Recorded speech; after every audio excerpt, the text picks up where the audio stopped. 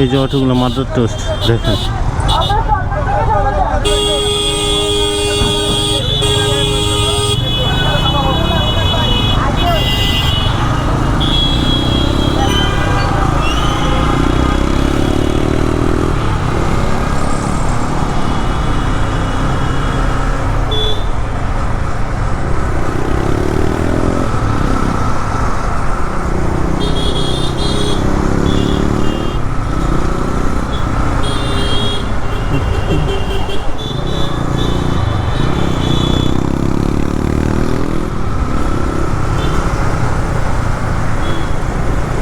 এই অটোর কারণে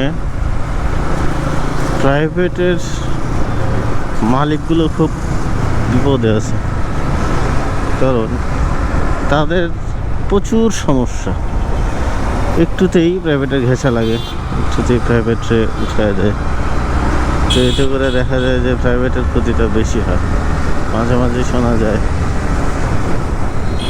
প্রাইভেট কারের ডিক্কি খুলে অটোর সামনের চাকা তুলে দিয়ে টেনে নিয়ে যাচ্ছে, কেন? দুর্ঘটনার শিকার হয়েছে।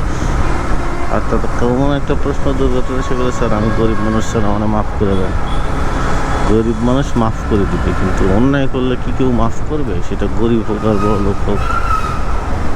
যখন তুমি ড্রাইভ করো তখন তো তোমার মনে থাকে না যে আমি গরিব মানুষ, যদি লাগে তাহলে অনেক ক্ষতি হবে, আমি আস্তে ধীরে যাই। এই চিন্তাটা তখন তাদের মাথায় থাকে না। চিন্তা একটাই থাকে যে এমনি হোক ডানে বামে টান টুন দিয়ে বাইরে তাড়াতাড়ি যাইতে হবে, একটা নামালে আর একটা ভাড়া।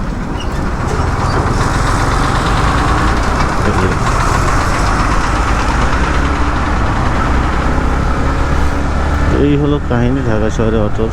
এটা আসলে উচিত জরুরি ভিত্তিতে ব্যান করে ফেলা, তা না হলে এটা ঢাকা শহর মানে রাস্তায় চলতেও পারবেন না অটোর কারণে। একটা সময় আসবে বেরিয়ে হতে পারবেন না অটো। আগে মিরপুর 1-এ মুক্তিযুদ্ধ মার্কেটের যে স্কোয়ার, ওই গোল চত্বরের ওখানে কোনো জ্যাম থাকতো না, আমরা বাইক নিয়ে যেতাম, ঘুরে ফিরে আসতাম। আর এখন এই অটোগুলো হওয়ার কারণে এত জ্যাম যে কি বলবো, ওই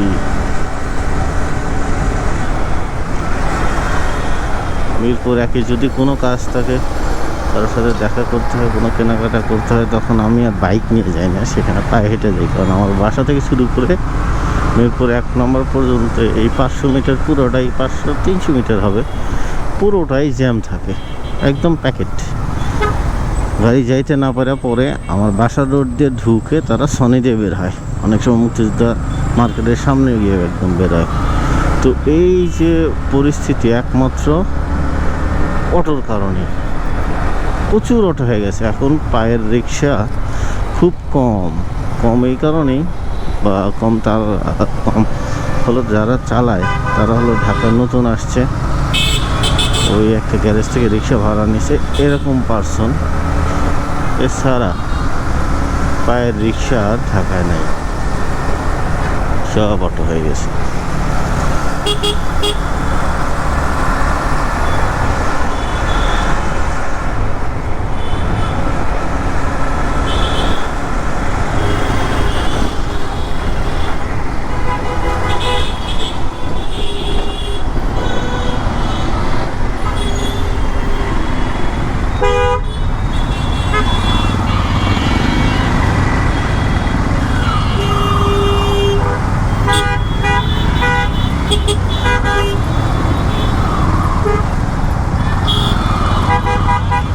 রাস্তায় পানি ছিটানো খুব ভালো একটা বিষয়, ময়লা দৌড়ায়, কিন্তু এটা বুঝে না যে ময়লা বাইক প্রাইভেটগুলো নষ্ট হয়ে যায়।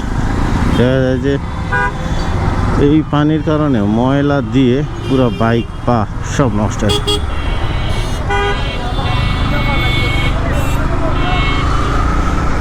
আজকে ক্যান্টনমেন্ট দিয়ে যাও না, ক্যামেরা সেট করছি, ক্যান্টনমেন্টে গেলে হয়তো বা আটকাতে পারে, এই জন্য এসিবি হয়ে মিরপুর 14 নম্বর ভার্সন টেক হয়ে বন্ধকে আমি বেরোবো।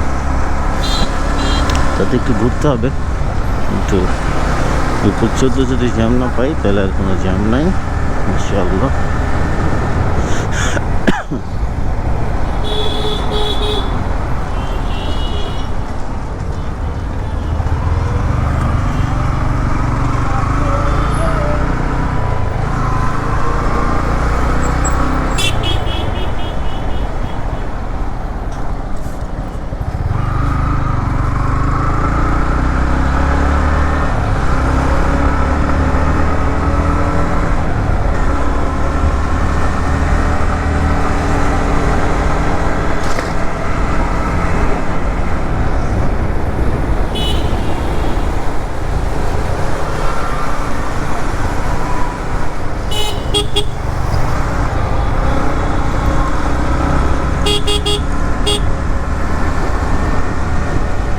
উল্টা আসা কত যে মারাত্মক এটা আসলে বোঝানো সম্ভব না, কারণ কারোর মাথায় থাকে না যে গাড়িটা উল্টা আসবে বা উল্টা আসতে পারে।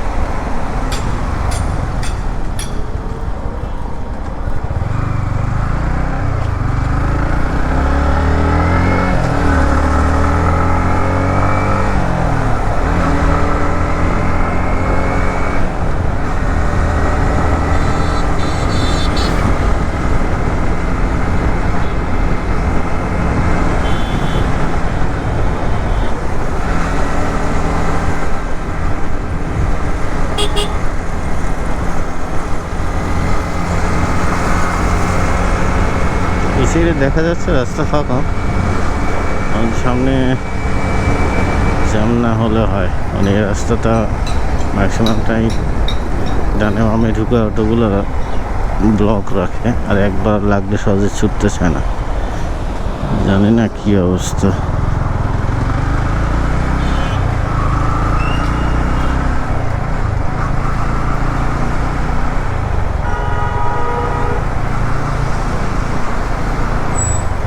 না, মনে হয় জ্যাম পাবো না, রাস্তা যেহেতু ঢুকতেই ক্লিয়ার, তার মানে ভিতরে অনেকটা ক্লিয়ার পাবো। আর ভাসানটেক বাপরে, এমন একটা এলাকা যে এলাকা আপনি যদি কোনো কারণে অটোর সাথে ধাক্কা ধুক্কা লাগে, কখনো অটোওয়ালাদের সাথে লাগবেন না, না লেগে বলবেন যে ভাই ঠিক আছে ভুল হয়ে গেছে। কিন্তু যদি তার সাথে তর্কাতর্কি করেন প্লাস চেষ্টা করেন যে ওই কেন লাগাই দিলে হ্যান ত্যান হ্যাডম দেখাইতে যান, তাইলেই খবর আছে।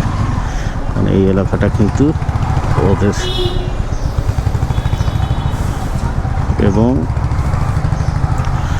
বিশাল একটা সিন্ডিকেট, যে সিন্ডিকেট ভাঙতে গেলে মানে এই সিন্ডিকেটের লোকজনকে যদি ডাকে আপনার খবর আছে। সাধারণ পাবলিক যদি বাঁচাতে আসে তো আলহামদুলিল্লাহ, না বাঁচাতে আসলে আপনি শেষ। তোপের মুখে, ভাষার মুখে আপনাকে একদম শেষ করে ফেলবে। না মারলেও কথায় এমন কথা বলবে, খারাপ কথা, যা আপনি শোনার পরে আপনি ওখানেই শেষ হয়ে যাবেন।